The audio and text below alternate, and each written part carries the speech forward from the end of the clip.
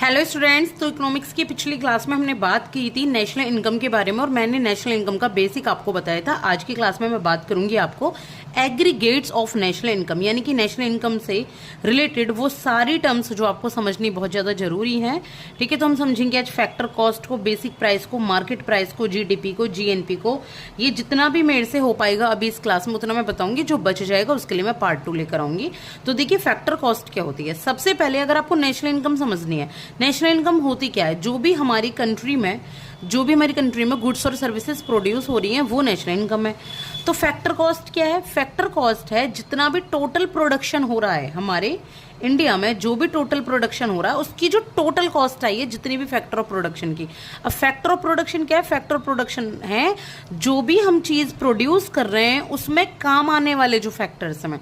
जैसे बिना आपको लैंड चाहिए, लेबर चाहिए, कैपिटल चाहिए, एंटरप्रेन्योर चाहिए, ये होते हैं आपके फैक्टर ऑफ प्रोडक्शन।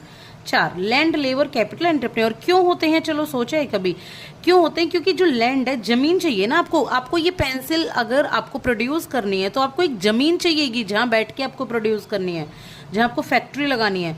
जमीन अब आप एकदम ऐसे तो नहीं आपने खरीद ली, आप रेंट पे लेंगे।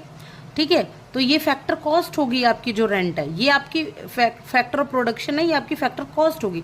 आपको लेबर भी चाहिए काम करने के लिए, काम करवाने के लिए, क्योंकि जो पेंसिल बनाएंगे अपने आप तो नहीं बन जाएंगी, लेबर चाहिए, तो आपको लेबर को वेजेस देंगे, आप मजदूरी देंगे। फिर कैपिटल चाहिए आपको, कैपिटल मतलब आप उसमें पैसा लगाएंगे तब जाकर आपकी इनकम हो पाएगी, जब आप पैसा लगाएंगे तब जाके प्रोडक्शन हो पाएगा। तो कैपिटल, आप पैसा उठाएंगे मार्केट से तो उसमें आपको उसका ब्याज, आपको इंटरेस्ट भी देना होगा। फिर एंटरप्रेन्योर आप खुद जो उसको चलाएगा। ठीक है, जैसे अगर आप ये पेन बना रहे हो तो आप खुद जो होगे तो आपको क्या मिलेगा? आपको प्रॉफिट मिलेगा सेल होने के बाद में। तो ये होते हैं आपके फैक्टर कॉस्ट। क्या है फैक्टर कॉस्ट? ये 4, और रेंट, वेजेस, इंटरेस्ट और प्रॉफिट। लैंड के लिए रेंट, लेबर को वेजेस देनी है, कैपिटल के लिए इंटरेस्ट देनी है मार्केट में, और एंटरप्रेन्योर जो कमाएगा वो आपका प्रॉफिट हो जाएगा। ठीक है, तो फिर क्या होता है? फिर होता है बेसिक प्राइस।